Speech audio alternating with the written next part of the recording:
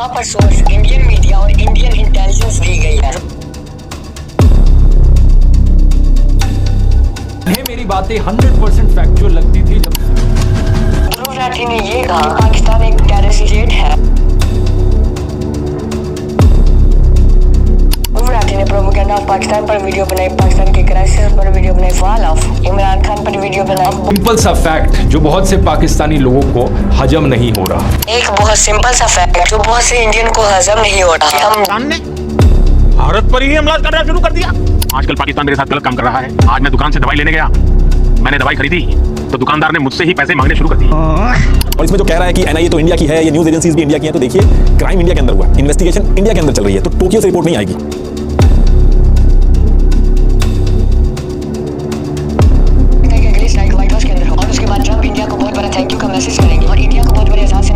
Indian express, live minute, Hindustan times, the Hindu, scroll, Jansatta, the wire, business today, news laundry, the news minute, the economic times, ये सभी media organisations बड़ी मेहनत से काम कर रही हैं ऑथेंटिक और क्रेडिबल जर्नलिज्म के लिए। हाँ, गलतियां होती होंगी, इनसे गलतियां किससे नहीं होती। प्लान इसमें यह था कि अपना नाम बदलो, चेहरा बदलो और काम सारा का सारा वही पुराना रखो। यहाँ पर से लोग बचे रहे जिसमें पाकिस्तान का नाम दूर करना है। और इस टीआरएफ के अंदर जो पूरा सिस्टम था, जो ऑपरेशन था, उसको चलाने की जिम्मेदारी वही पुराने आतंकवादी जो जैसे जैसे मोहम्मद वाले थे, उन्हीं के हाथ में थी। बस नाम बदल गया था। टीआरएफ बनने के बाद हायरिंग एक बहुत बड़ा इशू था, तो इसके लिए उन्होंने इनिशियल फेज में तहरीक मिल्लत इस्लामिया, गजनवी हिंद, हिजबुल मुजाहिदीन और लश्कर ए तैयबा के कुछ लोगों को मिलाकर उन्होंने हायरिंग स्टार्ट की। इसके अनुसार उनके साथ टॉर्चर किया गया है। मैं फवाद खान, माहिरा खान जैसे सेलिब्रिटीज से कहूंगा, देखने वाले हैं कि यूट्यूबर चाहे वो किसी भी कंट्री से ताल्लुक रखता हो, कैसे आपके इमोशन के साथ खेल के आपको मैनिपुलेट करते हैं और कैसे वो रिसर्च बेस्ड कंटेंट का इस्तेमाल करके आपका नैरेटिव शेप करने की कोशिश करते हैं। और उन कंटेंट क्रिएटर्स का रिसर्च बेस्ड कंटेंट यूज करके आपको क्रिटिकल थिंकिंग करने पर मजबूर करते हैं। ध्रुव राठी को लास्ट वीक बहुत ज्यादा क्रिटिसाइज किया उनकी रिसेंट स्टेटमेंट की वजह से, उन्होंने पाकिस्तान के खिलाफ दी थी। और ध्रुव राठी ने ये कहा कि पाकिस्तान एक टेररिस्ट स्टेट है और FATF को भी अपील की कि FATF पाकिस्तान को दोबारा ग्रे लिस्ट कर दे। शायद उन्हें ये लगा कि 29 मिलियन की जो उनकी ऑडियंस है, उनमें से 15 to 9 मिलियन लोग जो उनकी वीडियो देखते हैं, अगर वो लोग जाके FATF को अपील करें और FATF पाकिस्तान के देश के अंदर। अजीब बात तो यह है कि किस तरीके से पाकिस्तानी सियासत FATF को बेवकूफ बनाने में कामयाब रही है। एक काम कीजिए, आप लोग जाकर दोस्तों उनके ट्विटर हैंडल को टैग कीजिए। उनका ट्विटर हैंडल है FATF न्यूज। उन्हें टैग करते हुए जरा ट्वीट करके इस वीडियो का लिंक पोस्ट कीजिए और डिमांड कीजिए कि इन सबूतों के बेसिस पर पाकिस्तान को FATF की ग्रे लिस्ट में दोबारा से डाला जाना चाहिए। ये होना तो नामुमकिन है। FATF जो एक बहुत बड़े फंड पर चल रही है, ये एक बहुत बड़ी ऑर्गेनाइजेशन है, पहले भी पाकिस्तान को बहुत दफा ग्रे लिस्ट कर चुकी है। वो इन 15 से 19 मिलियन लोगों की बात सुनकर पाकिस्तान को दोबारा ग्रे लिस्ट कर दे बगैर किसी एविडेंस के, और ध्रुव राठी की वीडियो को एज एविडेंस यूज करे और पाकिस्तान को ग्रे या ब्लैक लिस्ट कर दे। ऐसा होना नामुमकिन है। एक छोटी बात नहीं है, बल्कि एक रिस्पॉन्सिबल आदमी की तरफ से दी गई स्टेटमेंट है, जिस पर वो आज भी करे। उन्होंने अपनी इमेज को व्हाइट वॉश करने के लिए एक और वीडियो अपलोड की और इस वीडियो के अंदर उन्होंने और ज्यादा स्टूपिड बातें कही। इस वीडियो के अंदर इंडिया की तरफ से जो भी गलतियां की गई हैं उनको डिस्कस करने की कोशिश की गई है, लेकिन अगेन इससे ये प्रूफ नहीं हो सकता कि पाकिस्तान एक टेररिस्ट कंट्री है। अगर आप अपनी गवर्नमेंट को क्रिटिसाइज करते हैं तो इसका मतलब ये नहीं कि अगर आप कोई भी स्टेटमेंट देंगे किसी और कंट्री के खिलाफ ये भी बैलेंस हो। पहला ब्लंडर इन्होंने वीडियो के स्टार्ट में ही कर दिया। शायद से इनकी रिसर्च टीम पूरा आर्टिकल नहीं पढ़ती, सिर्फ उसकी 2-3 लाइनें पढ़ लेती है, उसको हाईलाइट कर देती है। और वीडियो के शुरू में इंटरनेशनल मीडिया को कोट किया और शायद से ये बोलना चाह रहे थे कि इंटरनेशनल मीडिया ने भी तो इसको कोट किया है। इंटरनेशनल सोर्सेज भी अगर आप देखोगे यही चीज कह रहे हैं। रॉयटर्स में भी यही कहा गया है, अल जजीरा तक में यही कहा गया है। इस बात का मैंने भी जिक्र किया था कि TRF लश्कर ए तैयबा का ऑफशूट है और ये आर्टिकल मैंने विकिपीडिया पर देखा था, जिसमें साफ साफ ये लिखा है, the organisation is believed to be an offshoot of Lashkar e Taiba, a Pakistani based UN designated terrorist group. और अब ध्रुव राठी ने रॉयटर्स का आर्टिकल दिखाते हुए ये बोला कि इंटरनेशनल मीडिया भी तो यही कोट कर रहा है, तो इसके अंदर भी इनकी रिसर्च की कमी नजर आती है। शायद से ये पूरा आर्टिकल पढ़ना भूल गए थे और 2-3 लाइनें पढ़ के सिर्फ उन्हें ही हाईलाइट किया। और मेरी ध्रुव राठी की रिसर्च टीम से गुजारिश है, ये दोनों आर्टिकल जो आपने दिए हैं इनको जरा ऊपर से और नीचे से पढ़ लीजिए कि इनमें सोर्स क्या दी गई है। और जहाँ भी ये लिखा गया है कि TRF लश्कर ए तैयबा का एक ऑफशूट है, यहाँ पर सोर्स इंडियन मीडिया और इंडियन इंटेलिजेंस दी गई है। रॉयटर्स में अगर आप देखेंगे तो सोर्स क्या दी गई है, यहाँ पर Delhi based think tank source दी गई है। ध्रुव राठी ने अल जजीरा का आर्टिकल दिखाया है, उसकी हेडलाइन ये यूज की गई है और यही डेट 2 मई 2025 यूज की गई है। और इसी आर्टिकल के अंदर दूर दूर तक TRF का कोई जिक्र नहीं है और असल कॉन्टेक्स्ट इस आर्टिकल से उठाया गया जिसकी तारीख 9 मई 2025 और इसकी हेडलाइन ये है। और यहाँ पर जब TRF का जिक्र किया गया तो अल जजीरा ने ये बताया है कि टीआरएफ असल में है क्या। 2019 के अंदर बना था आर्टिकल 370 की सस्पेंशन के बाद, और यहाँ पर यह भी मेंशन किया गया है कि टीआरएफ का कोई भी इस्लामी नाम नहीं है। However, इंडियन आर्मी ये कहती है कि टीआरएफ लश्कर तैयबा का ऑफशूट है, और जहाँ से ध्रुव राठी ने ये कॉन्टेक्स्ट यूज किया है वहाँ पर साफ साफ ये लिखा है अकॉर्डिंग टू इंडिया। इंडिया ये इल्जाम लगाता है कि टीआरएफ लश्कर तैयबा का ऑफशूट है। यहाँ पर ये नहीं लिखा कि एज अ फैक्ट में हार्ड राइट टीआरएफ लश्कर तैयबा का ऑफशूट है। यहाँ पर क्लियरली ये लिखा है कि इंडिया ने इल्जाम लगाया है, या इंडिया का ये कहना है। अगर फ्यूचर में इंडियन इंटेलिजेंस कोई एविडेंस इकट्ठे किए हैं और वो इंटरनेशनल मीडिया या इंटरनेशनल इंटेलिजेंस ये एविडेंस दिखाना चाहता है और ये एविडेंस एक्सेप्ट भी होते हैं, इंटरनेशनल मीडिया ये कहता है टीआरएफ लश्कर तैयबा का एक ऑफशूट है, तो हम इस बात को मान लेंगे और इसे कबूल कर लेंगे। अगर आपने फिर भी इंडियन मीडिया और इंडियन इंटेलिजेंस की माननी है तो उन्होंने तो टीआरएफ के बारे में बहुत से डिटेल में एक्सप्लेनेशन दी है, और ये सारी एक्सप्लेनेशन आपके यूट्यूबर नीतीश राजपूत ने अपनी वीडियो में दी है। एटलीस्ट वो ये तो मानते हैं कि वो उनको ही कबूल करेंगे और इंडियन मीडिया को ही मानेंगे, और वो सिर्फ इंडियन मीडिया की बात करेंगे क्योंकि ये सारी इन्वेस्टिगेशन इंडिया के अंदर हुई, इसलिए वो सारी इन्फॉर्मेशन इंडियन मीडिया और इंडियन इंटेलिजेंस को कोट करते हुए देंगे। ये कोई भी कॉन्स्पिरेसी थ्योरी नहीं है। एनआईए की जो इनिशियल इन्वेस्टिगेशन हुई है उसमें साफ ये चीज सामने आई है, जितने ओजीडब्ल्यू के बयान आए हैं, India today, times of India, the new Indian express day 1 से इस चीज को कवर कर रही हैं। और इसमें जो कह रहा है कि एनआईए तो इंडिया की है, ये न्यूज एजेंसीज भी इंडिया की हैं, तो देखिए क्राइम इंडिया के अंदर हुआ, इन्वेस्टिगेशन इंडिया के अंदर चल रही है, तो टोक्यो से रिपोर्ट नहीं आएगी। और नीतीश राजपूत ने अपनी वीडियो में इंडियन मीडिया को कोट करते हुए ये तक कह दिया पाकिस्तान ने टीआरएफ को बनाया और डिफरेंट ऑर्गेनाइजेशन से एक एक बंदा उठाया और उसे टीआरएफ के अंदर रखा ताकि वो इंडिया के अंदर टेररिज्म फैला सके। इस तरह अगर आप इंडियन मीडिया को कोट करने लगे, ऐसे बहुत से एविडेंस है साफ तौर पर वाज़ेह करते हैं कि पाकिस्तान ने टीआरएफ को बनाया ताकि वो इंडिया के अंदर टेररिज्म फैला सके, और टीआरएफ वहाँ पर एक्टिवली काम कर टीआरएफ थी, इसको ऐसे बनाया गया था कि एक क्लीन लोकल कश्मीरी ग्रुप का इल्यूजन दे, दुनिया भर से ये लोग बचे रहे जिसमें पाकिस्तान का नाम दूर दूर तक ना है। और इस टीआरएफ के अंदर जो पूरा सिस्टम था, जो ऑपरेशन था, उसको चलाने की जिम्मेदारी वही पुराने आतंकवादी जो लश्कर तैयबा, जैश ए मोहम्मद वाले थे, उन्हीं के हाथ में थी, बस नाम बदला गया था। टीआरएफ बनने के बाद हायरिंग एक बहुत बड़ा इशू था, तो इसके लिए इन्होंने इनिशियल फेज में तहरीक मिल्लत इस्लामिया, गजनवी हिंद, हिजबुल मुजाहिदीन और लश्कर तैयबा के कुछ लोगों को मिला के इन्होंने हायरिंग स्टार्ट करी। अगर आपने इसी लॉजिक के साथ चलना है, पाकिस्तानी मीडिया ने भी बहुत ज्यादा प्रूफ या एविडेंस इकट्ठे कर रखे हैं, जैसे इंडिया बलोचिस्तान के अंदर टेररिज्म फैला रहा है। इस बात को मैंने इस वीडियो के अंदर डिटेल में बताया है, अगर आप देखना चाहें आप इस वीडियो के बाद देख सकते हैं। और इंडिया के पीके के अंदर टेररिज्म फैला रहा है, ये सारे सबूत और एविडेंस आपको पाकिस्तान मीडिया पर पढ़ने के लिए मिल जाए। हम भी एक एक करके पाकिस्तान मीडिया आउटलेट को कोट करना शुरू कर देते हैं और कैसे इंडिया बलूचिस्तान में टेररिज्म फैला रहा है। आपको लगता है कि आप इंटरनेशनल मीडिया को कोट करते हैं, ये बहुत अच्छा लगेगा और सब आपकी बात को मानेंगे, ऐसा बिल्कुल नहीं होता। इंटरनेशनल मीडिया और अपनी कंट्री के मीडिया में क्या फर्क होता है, पहले उसे समझ लेते हैं। इंटरनेशनल मीडिया पर हम इसीलिए रिले नहीं करते, इंटरनेशनल मीडिया हमेशा सही होता है। अगर आप गजा की सिचुएशन ले लें तो आपको इंटरनेशनल मीडिया बायस लगेगा। किसी भी कंट्री का मीडिया अनबायस्ड नहीं होता, बल्कि वो बायस्ड होता है, और कुछ कुछ ऐसे होते हैं जो न्यूट्रल रिपोर्टिंग करते हैं। इंटरनेशनल मीडिया कोट करने की बात इसलिए कहते हैं कि जब भी पाकिस्तान और इंडिया के दरमियान कॉन्फ्लिक्ट की बात होती है, क्योंकि इंडियन मीडिया और पाकिस्तान मीडिया दोनों बायस्ड हो जाते हैं और दोनों ही सिर्फ और सिर्फ एक दूसरे पर इल्जाम लगाते हैं, जबकि दोनों तरफ से फैक्ट और ग्राउंड रिपोर्ट वो इंटरनेशनल मीडिया ही करता है, जैसा कि अल जजीरा और रॉयटर्स, सीएन जैसे आउटलेट हो। और ये भी मीडिया खुद से कोई भी स्टेटमेंट नहीं देते हैं, बल्कि दोनों तरफ से जो भी एविडेंस होते हैं, दोनों तरफ से जो स्टेटमेंट होती है, उनको रिप्रेजेंट करने का काम कर रहे होते हैं। इसका ये मतलब नहीं कि हम इंटरनेशनल मीडिया पर भरोसा करते हैं कि वो ही सही होगा, हम उन पर इसलिए बिलीव करते हैं कि वो दोनों साइड के एविडेंस को इक्वली रिप्रेजेंट करते हैं।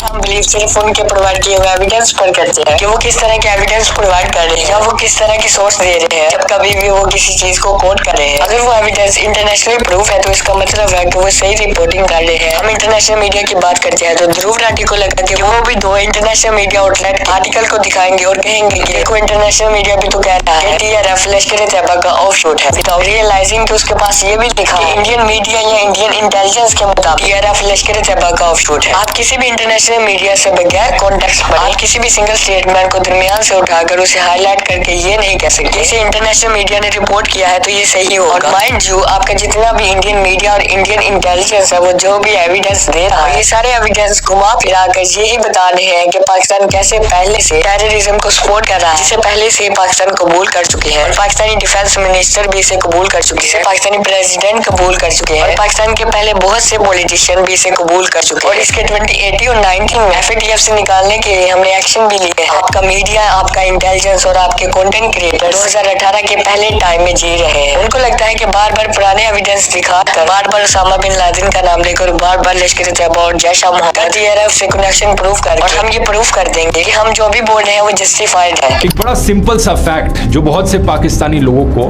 हजम नहीं हो रहा। एक बहुत सिंपल सा फैक्ट जो बहुत से इंडियन को हजम नहीं हो रहा। हम 2001, 2002, 2018 में नहीं जी रहे हैं, हम 2025 के अंदर जी रहे हैं। और हम आपसे सबूत चाहते हैं कि 2025 के अंदर आपके पास क्या प्रूफ है, या ऐसे कौन से कनेक्शन है जो ये बात प्रूफ करते हैं कि जिन टेररिस्ट कैंप पर आपने हमला किया वो आज भी एक्टिव है। आपके पास क्या सबूत है कि जिन जनाजों में पाकिस्तानी मिलिट्री खड़ी नजर आई है वो जनाजे टेररिस्ट के, ना कि सिविलियंस के थे। खैर हमारे पास तो सबूत है, हमने तो बच्चों की तस्वीर भी शायर कर दी, हमने तो वहाँ पर ग्राउंड रिपोर्टिंग भी अलाउ कर दी। जहाँ पर आपने हमले किए थे वहाँ पर हमें कोई भी ट्रेनिंग का सामान नहीं मिला, और ना ही वहाँ पर हमें कोई एविडेंस मिला। हमने तो वहाँ पर इंटरनेशनल मीडिया को भी अलाउ कर दिया। आपके पास क्या सबूत है सिवाय उस सैटेलाइट इमेजेस के? आज भी वो टेरर कैंप्स एक्टिव हैं। लेकिन प्रॉब्लम ये है कि आपके मीडिया और आपके गवर्नमेंट ने आपको इतना ज्यादा ब्रेन डेड कर दिया है कि 2018 के बाद आप आगे नहीं बढ़े हो, आप 2018 के बाद उल्टा पीछे जा रहे हो, और 2018 से पहले जो एविडेंस है सिर्फ आप उनको ही कोट कर रहे हो। उसके बाद वो एक और इंटरनेशनल सोर्स को मेंशन करते हुए ये बताते हैं कि कैसे पाकिस्तान ने TRF को बोला, क्योंकि पाकिस्तान ने TRF को बनाया है बेसिकली। तो पाकिस्तानी मिलिट्री और पाकिस्तानी अथॉरिटीज ने TRF को बोला कि अब आप पीछे हट जाओ। इंडिया के अंदर प्रोटेस्ट चल रहे हैं, पहले जो आपने जिम्मेदारी ली थी वो जिम्मेदारी वापस ले ली। लेकिन पैसिफिक फोरम एक हाईली क्रेडिबल और इंडिपेंडेंट थिंक टैंक है जिसका ना इंडिया से ना पाकिस्तान से कुछ लेना देना है। देखिए इनके प्रोफेसर और जर्नलिस्ट ने अपने आर्टिकल में क्या लिखा है। My research leaves little doubt that the attack was indeed carried out by the Islamist group that originally claimed organisational credit. द TRF denial reportedly came after the Pakistani security establishment pressured the LET linked terrorist group to distance itself given the massive protests by Kashmiris that erupted across the valley। यहाँ पर interesting बात ये है, जिस source को इन्होंने coat करने की कोशिश की है वो प्रो US या प्रो इसराइल है। ये एक इसराइल बेस्ड थिंक टैंक है जो कि इंडो पैसिफिक पॉलिसीज पर काम करता है, और आपको इनकी अपनी वेबसाइट पर पढ़ने के लिए मिल जाएगा कि इनकी फंडिंग US और उन कंट्री से की जाती है जो कि US की स्ट्रेटेजिक अलायंस में है, ऑब्वियसली जैसे कि इंडिया, जापान और ऑस्ट्रेलिया। और यही चार कंट्रियां मिलकर बनाती है द कोड, जो कि डिप्लोमेटिक प्लस मिलिट्री अलायंस, जो कि actually counter China and manage Indo Pacific affairs. तो पॉइंट काफी सिंपल है, इंडिया इस US थिंक टैंक को फंड करता है, चाहे वो डायरेक्टली हो या पार्टनरशिप के थ्रू हो। तो इसका पाकिस्तान के खिलाफ आर्टिकल छापना एक्सपेक्टेड है। What an unbiased source. A think tank funded by India, strategic partners, stronger than it supports India narrative, funded by India and aligned with India, but show totally neutral। जैसा कि मैंने पहले बोला कि आप किसी भी इंटरनेशनल मीडिया को कोट करके ये नहीं कह सकते कि यहाँ पर ये लिखा है तो ये फैक्ट है। उसके साथ जो सारा कॉन्टेक्स्ट है वो आपको पढ़ना होगा, और जो एविडेंस उन्होंने दी है आपको उसको पढ़ना होगा। अगर आप किसी भी इंटरनेशनल मीडिया का आर्टिकल दिखाते हो या कोई भी राइटिंग उठा के दिखाते हो और कहते हो देखो यहाँ पर लिखा है तो ये होगा, तो उसका प्रूफ कहाँ पर है? अगर आप इस पूरे के पूरे आर्टिकल को रीड करेंगे तो आपको पता चलेगा कि यहाँ पर सिर्फ ओपिनियन दिए गए हैं, हमने ऐसा कहा तो ऐसा हो गया, क्यों हुआ और कैसे हुआ इसका कोई प्रूफ नहीं है और ना ही कोई एविडेंस है। ये सिर्फ आज मुस्लिम टेररिस्ट वाले नैरेटिव को पुश करता है। इंडिया की इतनी फास्ट इंटेलिजेंस है तो TRF कहाँ है? उसे अरेस्ट क्यों नहीं किया गया? उन 4 लोगों को अरेस्ट क्यों नहीं किया गया? द डिप्लोमेट के हिसाब से TRF अपने आप को सेकुलर दिखाना चाहता है, लेकिन पैसिफिक फोरम वाले इसे इस्लामिस्ट एंगल की तरफ क्यों पुश कर रहे हैं? क्योंकि ये US बेस्ड है और इन्हें US डिफेंस फंडिंग मिलती है, और इंडिया US अलायंस के अगेंस्ट पाकिस्तान या चाइना के नैरेटिव को सपोर्ट करता है। मैक्स इब्राहिम जो इसका ऑथर है US और इंडियन इंस्टीट्यूशन से मिला हुआ है। पूरा आर्टिकल जो कश्मीर के नाम पर बनाया गया है और कश्मीर के असली इशू आर्टिकल 370 को हटाना और लोकल गवर्नेंस और इंडिया की सिक्योरिटी फेलियर, इन सब को इग्नोर कर देता है। ये पूरा का पूरा आर्टिकल पाकिस्तान को विलन दिखाने में लगा हुआ है और इंडिया का रोल पूरे तरीके से मिटा दिया। रूबराटी का ऐसा कहना कि ये सारा का सारा आर्टिकल न्यूट्रल है और अनबायस्ड है, लेकिन पूरे के पूरे आर्टिकल के अंदर पाकिस्तान को तो विलन दिखाया गया है। अगर ये इतना न्यूट्रल था तो पाकिस्तान को विलन क्यों दिखाया गया है? न्यूट्रल रिपोर्टिंग करता, दोनों साइड को रिप्रेजेंट करता। न्यूट्रल होने का मतलब दोनों साइड को रिप्रेजेंट करना है, एक साइड को दूसरी साइड के सामने विलनाइज करना नहीं होता। और उसके बाद अपनी पुरानी वीडियो में जो भी उन्होंने क्लेम किए थे उनको जस्टिफाई करने की कोशिश की।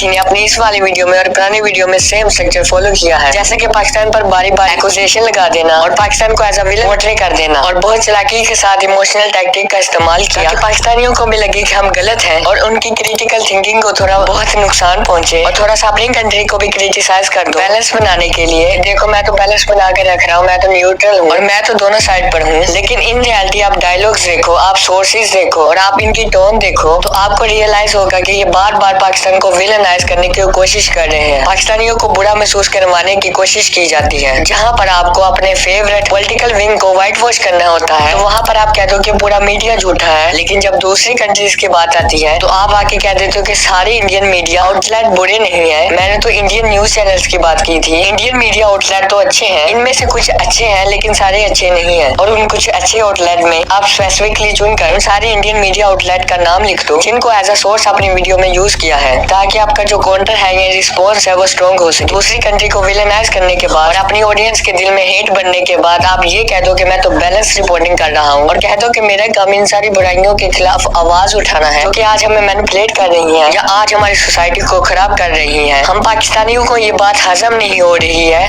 एक ऐसा सोसाइटी का भलापन है जिसमें आप अपनी ऑडियंस के अंदर हेट इनकरेज कर रहे हो, आप अपनी पूरी वीडियो के अंदर बिना प्रूफ के एक दूसरी कंट्री को विलेनाइज करते हो और अपनी ऑडियंस के अंदर हेट बढ़ते हो और कहते हो कि FATF को जाके बोले कि पाकिस्तान जिसकी इतनी ज्यादा पॉपुलेशन है उसको ब्लैक लिस्ट या ग्रे लिस्ट कर दिया जाए, ताकि वहाँ पर जो रेडिकल ऑर्गेनाइजेशन है वो और ज्यादा बढ़ जाए। वो तबाही जो टेररिज्म की वजह से पहले ही हो रही है, पहले जो टेररिज्म का विक्टिम है वहाँ पर मजीद तबाही हो सके। आप वीडियो के अंदर पाकिस्तानियों को रिस्पॉन्स देने आए थे लेकिन आपने एक सिंगल रिस्पॉन्स भी नहीं दिया पाकिस्तानियों को। आप हमें जवाब दीजिए कैसे हमारी कंट्री एक टेररिस्ट स्टेट है। आप हमें जवाब दीजिए आपका इंटेलिजेंस फेलियर कैसे इतना बड़ा है कि आप अपनी कंट्री के अंदर मौजूद टेररिस्ट को नहीं पकड़ सकते लेकिन आप दूसरी कंट्री के अंदर जाकर टेररिज्म को काउंटर कर सकते हैं। अगर इंडिया वाकई टेररिज्म को काउंटर कर रहा है तो वो तालिबान के साथ ताल्लुकात क्यों अच्छे कर रहा है। इस चीज की भी बात मैंने इस वाली वीडियो में की थी, अगर आप देखना चाहते हो तो इसके बाद देख सकते हैं। तालिबान का तो इंडिया के साथ कोई कनेक्शन नहीं बनता क्योंकि तालिबान खुद से पहले ही टेररिज्म के अंदर इन्वॉल्व रहे हैं। इंडिया क्यों एक ऐसी स्टेट ऐसी गवर्नमेंट के साथ जाके हाथ मिला लेता है। लश्कर तैयबा और जैश मोहम्मद जिन्हें आप पाकिस्तान में काउंटर करना चाह रहे हैं उनके गुरु के साथ जाकर आप हाथ मिला रहे हैं। अफगानिस्तान को लेकर भी ये एक्यूज किया जाता है कि वहाँ पर लश्कर तैयबा और जैश मोहम्मद के हेडक्वार्टर मौजूद है। मुझे लगता है कि वो दूसरी स्ट्राइक अफगानिस्तान के अंदर करने लगे हैं उनसे ताल्लुकात बेहतर बनाने के बाद, क्योंकि इंडिया तो अपने आसपास के मुल्कों का भला चाहता है। पाकिस्तान के अंदर स्ट्राइक की, पाकिस्तान को तो शुक्रगुजार होना चाहिए और अब अफगानिस्तान के अंदर स्ट्राइक करेंगे और अफगानिस्तान को भी शुक्रगुजार होना चाहिए और उसके बाद व्हाइट हाउस के अंदर स्ट्राइक करेगा और फिर अमेरिका को भी इनका शुक्रिया अदा करना चाहिए क्योंकि 2001, 2002 या पिछले ईयर्स के एविडेंस जो बार बार इंडिया शो करता है इसके अंदर पाकिस्तान, अफगानिस्तान और बहुत से टेररिस्ट ग्रुप्स के अंदर US भी तो इन्वॉल्व रहा है। तो हो सकता है कि अगली स्ट्राइक व्हाइट हाउस के अंदर हो और उसके बाद ट्रंप इंडिया को बहुत बड़ा थैंक यू का मैसेज करेंगे और इंडिया को बहुत बड़े एजाज से नवाजा जाएगा कि वो पूरे रीजन के अंदर टेररिज्म को काउंटर कर रहा है और इंडिया इस सबका भला चाहता है। यहाँ पर एक और ध्यान देने वाली बात ये है कि अब्दुल रऊफ जो कि अजहर का भाई था ये अलग इंसान है और अब्दुल रऊफ जो कि हाफिज अब्दुल रऊफ है ये एक अलग इंसान जो कि नमाज जनाजा पढ़ा रहा था। आपको लगता है कि जो नमाज जनाजे की ये पिक्चर है इसे इंडियन इंटेलिजेंस ने किसी लीक डॉक्यूमेंट या लीक वीडियो से उठाया है? ये ना तो किसी लीक डॉक्यूमेंट से ली गई है ना ही इसकी कोई वीडियो लीक हुई है, बल्कि ये बाकायदा पब्लिक की गई है और ये पाकिस्तान आर्मी की इजाजत से पब्लिक की गई है। पाकिस्तानी आर्मी इतनी भी बेवकूफ नहीं है कि वो एक टेररिस्ट को सपोर्ट करती है और उसे फंड करती है और दुनिया भर में ये कहते हैं कि हम इस टेररिस्ट को सपोर्ट नहीं करते, इसको फंड नहीं करते, फिर उस टेररिस्ट के साथ खड़े होकर नमाज जनाजा पढ़ाती है और फिर उस वीडियो को पब्लिक भी होने देती है और फिर उस वीडियो को इंडिया के हाथ भी लगने देती है। Like this would be done अगर पाकिस्तानी आर्मी ऐसा कोई ब्लंडर करती है। लेकिन आपको US department of the treasury की लिस्ट में हाफिज अब्दुल रऊफ का नाम दिखाई देगा और सेम डेट ऑफ बर्थ भी दिखाई देगी क्योंकि पाकिस्तानी आर्मी की तरफ से जो डिटेल शो की गई थी उनमें दिखाई दी। लेकिन ये नाम यहाँ पर क्या कर रहा है? एक्चुअली हाफिज अब्दुल रऊफ एसोसिएटेड था बहुत सी ऑर्गेनाइजेशन के साथ, FIF और IK के साथ, लेकिन इन दोनों ऑर्गेनाइजेशंस को पाकिस्तान की तरफ से बैन कर दिया गया था, इसलिए इनके खिलाफ कोई एक्टिव वारंट नहीं है। अगर ये लश्कर तैयबा के साथ एसोसिएटेड भी रह चुके हैं उसके बाद भी इन पर 2010 में सेक्शन लग चुके थे और इसके बाद इन ऑर्गेनाइजेशंस को बैन कर दिया गया था और ना ही इन पर कोई अरेस्ट वारंट है, इसलिए ये आजादी से घूम रहे हैं। एज सच अगर ये कोई एक्टिव थ्रेट होते आज के दिन में तो इन पर UN डेजिग्नेशन पुश की जाती और साथ ही पब्लिक स्टेटमेंट भी इशू की जाती UN या इंटरनेशनल मीडिया की तरफ से कि एक बहुत बड़ा टेररिस्ट पाकिस्तानी आर्मी के साथ पाया गया है। अगर ये शख्स US department of the treasury की लिस्ट में दिखाई देते हैं तो उसके बावजूद भी आज के दिन में ये कोई एक्टिव थ्रेट नहीं है। एक और स्टेटमेंट जो ध्रुव राठी की तरफ से दी गई थी वो थी अक्टूबर 2022 के बाद से बहावलपुर में जैश मोहम्मद का बेस बड़ा होने लगा। ये तो ऐसे जैसे परे परे बढ़ने लगा कि पहलगाम अटैक पाकिस्तान ने किया,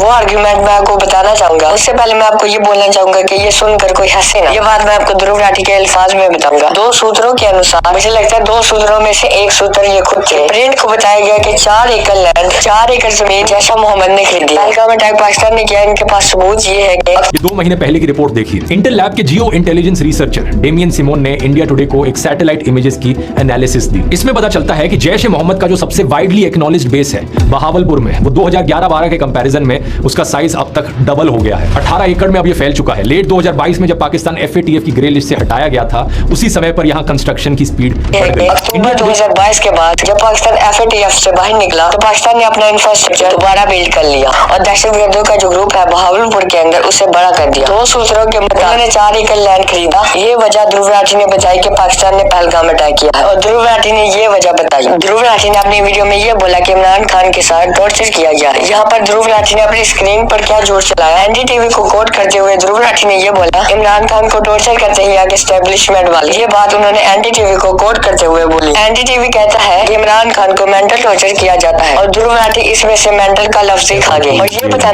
आज भी इमरान खान जेल में है। रिपोर्ट्स के अनुसार उनके साथ टॉर्चर किया गया है। और ये बताना चाह रहे थे कि पाकिस्तान की अफवाज इमरान खान को मार रही है, इसीलिए पाकिस्तान को FATF की ब्लैक लिस्ट में डाल दो। सारे source Indian, NDTV, Hindustan times of India, सारे सोर्स इंडियन। और एंड पर ध्रुव राठी क्या कहते हैं, फ्रेंच रेवोल्यूशन आने लगी है पाकिस्तान में। और 2023 में याद है कराची में क्या हुआ था। 11 लोग भगदड़ में मारे गए, जिनमें से 5 औरतें और 3 बच्चे शामिल थे। भगदड़ वहां हुई जहां रमजान के दौरान मुफ्त खाना बांटा जा रहा था। उसी समय की एक और खबर देखिए, खैबर पख्तूनवा में जरसड्डा में मुफ्त आटा बांटा जा रहा था। स्टैम्पीड हो गया, 1 की मौत, 8 इंजर्ड। मुफ्त आटे के लिए लोग लाइन में खड़े होते वक्त मारे जा रहे हैं। सोचकर देखिए। इससे याद आती है फ्रेंच रेवोल्यूशन की। क्या आप जानते हैं फ्रेंच रेवोल्यूशन होने से पहले साल 1775 में फ्रांस में फ्लावर वॉर्स हुई थी। आटे को लेकर वॉर्स हुई। और पैरेलल क्या ड्रा कर रहे हैं, जो कि पाकिस्तान के अंदर गुर्बत बढ़ गई है और फाइनली पहला न्यूट्रल सोर्स इस्तेमाल करते हैं, द गार्जियन का सोर्स इस्तेमाल करते हैं और कहते हैं कि पाकिस्तान में गुर्बत बहुत ज्यादा बढ़ रही है, इसलिए पाकिस्तान के अंदर फ्रेंच रेवोल्यूशन आने लगी है। और ध्रुव राठी ये भी कहते हैं कि आटे की लाइनों में लोग लगे रहते हैं और खाना इनको मिलता नहीं, इसलिए यहाँ पर रेवोल्यूशन आने लगी है। और मेरी अपील है माहिरा खान और फवाद खान से कि वो पाकिस्तान की रियासत के खिलाफ आवाज उठाएं। और यहाँ मैं फवाद खान, माहिरा खान जैसे सेलिब्रिटीज से कहूंगा, अगर वाकई अपने देश की फिक्र है तो इसे सुधारने पर फोकस करो। हिम्मत करो अपनी सरकार से सवाल करने की। सवाल करो अपनी सियासत से। पाकिस्तान एक आतंकी देश क्यों बन रहा है? ध्रुव राठी इस बात के बारे में नहीं जानते। चलिए मैं इनका favourite source Times of India quote कर देता हूं। According to Times of India, दुनिया में सबसे ज्यादा 234 million poor people are existing in India. तो मैं यहाँ पर बैठ के ये केस बनाऊं कि इंडियन शहरियों को मार दिया जाए, इन पर न्यूक्लियर अटैक कर दिया जाए क्योंकि उनकी स्टेट वहाँ पर भूखों को खाना नहीं खिला रही। मेरा ध्रुव राठी से एक सवाल है कि क्यों आप एक सिलेक्टिव टॉपिक्स पर वीडियोस बनाते हैं। ध्रुव राठी ने प्रोपेगेंडा ऑफ पाकिस्तान पर वीडियो बनाई, पाकिस्तान के क्राइसिस पर वीडियो बनाई, फॉल ऑफ इमरान खान पर वीडियो बनाई। अब बहुत से लोग ये बोलेंगे कि पाकिस्तान के बारे में वो क्यों बात करें। उनको मैं ये बताना चाहूंगा कि ध्रुव राठी जर्मनी रहते हैं और जर्मनी से ऑपरेट करते हैं और उनको न्यूट्रल रहना चाहिए। उन्होंने 1971 की वॉर पर वीडियो बनाई, उन्होंने कारगिल की वॉर पर वीडियोस बनाई, लेकिन उन्होंने 1965 की जंग पर क्यों नहीं वीडियो बनाई? क्योंकि वो पाकिस्तान जीता था। इसलिए ये सवाल मेरा ही नहीं बल्कि और बहुत से लोग इनसे पूछते हैं कि Q&A में इनसे सवाल किया गया कि आप जर्मनी में रहते हैं और जर्मनी से ऑपरेट करते हैं तो आप इंडिया के बारे में वीडियोस क्यों बनाते हैं। तो इन्होंने ये जवाब दिया कि ये सवाल मुझे बहुत स्टूपिड लगता है। आज हम एक ग्लोबलाइज्ड दुनिया में रहते हैं। इन्होंने ये जवाब दिया अगर एक मुल्क में कुछ होता है तो इसका इम्पैक्ट दूसरे मुल्क में भी होता है। अच्छा, वैसे इससे ही एक रिलेटेड सवाल कई लोग पूछते हैं कि भाई अगर तू इंडिया में रहता नहीं है तो इंडिया के बारे में वीडियोस क्यों बनाता है। ये एक बड़ा ही स्टूपिड सवाल लगता है मुझे। मतलब बताओ, ये लोग जो ऐसी चीजें करते हैं अक्सर मुझे पसंद नहीं करते, मेरे वीडियोस को पसंद नहीं करते, लेकिन ये सबसे पहले अपनी राय देते हैं अगर इजराइल पैलेस्टीन में कुछ होता है तो। रशिया यूक्रेन वॉर होती है, अपनी राय लेकर पहुंच जाते हैं वहां पर। अमेरिका में रहते रहते भी मोदी के नारे लगाते हैं। ये बेसिकली इन्हें प्रॉब्लम इस बात से नहीं है कि मैं इंडिया के बाहर रहकर इंडिया की बात क्यों कर रहा हूं, इन्हें प्रॉब्लम इस बात से है कि मैं इंडिया के बाहर रहकर इनके फेवर की बात क्यों नहीं कर रहा हूं। ओवरऑल अगर आप इस पर मेरी राय पूछोगे तो आज हम एक ग्लोबलाइज्ड दुनिया में रहते हैं। एक दुनिया के कोने में कहीं पर कुछ होता है, उसका असर अक्सर दूसरे देशों पर भी पड़ता है। पड़ता है। अगर अमेज़न रेन फॉरेस्ट वहां पर जलाया जाता है और ब्राजील की सरकार वहां कुछ नहीं करती, उसका नुकसान पूरी दुनिया को सहना पड़ता है। हम एक ही प्लेनेट पर रहते हैं, इसलिए मेरा मानना है कि दुनिया में कहीं कुछ भी हो रहा हो, हर किसी को हक है आवाज उठाने का, अपनी राय रखने का। अगर ध्रुव राठी के मुताबिक हमें सारी दुनिया के बारे में बात करनी चाहिए। आपने कारगिल की जंग पर वीडियो बनाई, आपने 1965 की जंग पर वीडियो क्यों नहीं बनाई? आपने ऑपरेशन सिंदूर पर वीडियो बनाई, आपने ऑपरेशन बनियानुल मसूस पर क्यों वीडियो नहीं बनाई? आपने इंडियन एयरफोर्स की लेडी ऑफिसर के लिए आवाज। इस नफरत की आग से हमारी डिफेंस फोर्सेस भी नहीं बच पाई। कर्नल सोफिया कुरैशी एक सीनियर आर्मी ऑफिसर है जिन्होंने 1999 में इंडियन आर्मी को ज्वाइन किया था। उनके पिता और दादा भी इंडियन आर्मी में सर्व कर चुके हैं। उनके पति तक भी इंडियन आर्मी में कर्नल है। साल 2020 में जब वुमेन आर्मी ऑफिसर्स को आर्मी में परमानेंट कमीशन देने का मामला चल रहा था, उस समय सुप्रीम कोर्ट ने कर्नल सोफिया कुरैशी की अचीवमेंट्स का एग्जाम्पल देते हुए कहा था, लेफ्टिनेंट कर्नल सोफिया कुरैशी पहली भारतीय महिला है जिन्होंने एक्सरसाइज फोर्स 18 जैसी मल्टीनेशनल मिलिट्री एक्सरसाइज में इंडियन आर्मी कॉन्टिंजेंट को लीड किया है। उठाई, लेकिन आपने कामरान बशीर पर क्यों नहीं वीडियो बनाई? आगे चल के ध्रुव राठी ये कहते हैं कि पाकिस्तान ने इंडियन सिविलियंस पर हमला किया। इस वाली चीज की मैंने पहले वाली वीडियो में भी बात की थी। पहले अटैक इंडिया ने किया था और बोला था कि हमने टेररिस्ट कैंप पर हमला किया है, लेकिन जो वीडियो इनके न्यूज चैनल पर चलाई जा रही थी वो तो मस्जिदों की थी। यहाँ पर ध्रुव राठी ने अपने पीएम मोदी जैसी बात की। पाकिस्तान ने भारत पर ही हमला करना शुरू कर दिया। आजकल पाकिस्तान मेरे साथ गलत काम कर रहा है। आज मैं दुकान से दवाई लेने गया, मैंने दवाई खरीदी तो दुकानदार ने मुझसे ही पैसे मांगने शुरू कर दिए। और सुनिए, मैंने आज गन्ने का जूस बेचना शुरू किया तो लोगों ने मुझसे ही गन्ने का जूस मांगना शुरू कर दिया। वैसे गन्ने का जूस बड़ा मजेदार, 20 रुपए का गिलास। और यही नहीं, मैं आज गाड़ी चलाने के लिए गाड़ी में बैठा और मैंने गाड़ी चलाना शुरू किया तो मेरी ही गाड़ी चलने लगी। मुझे पता है इस तमाम कार्रवाई के पीछे पाकिस्तान का हाथ है और पाकिस्तान को इसका हिसाब देना होगा। ध्रुव राठी को इतनी छोटी सी बात समझ नहीं आती। जब इंडिया पाकिस्तान के सिविलियंस पर हमला करेगा तो रिस्पांस में पाकिस्तान भी तो उनके सिविलियंस पर हमला करेगा। ये मेरा रिप्लाई था ध्रुव राठी और नीतीश राजपूत को। आज की वीडियो में सिर्फ इतना ही। मिलता हूँ आपको एक नई वीडियो के अंदर। चैनल को सब्सक्राइब कर देना, वीडियो को लाइक शेयर करना मत भूलना और कमेंट करके बताना आपको नेक्स्ट वीडियो किस टॉपिक पर चाहिए।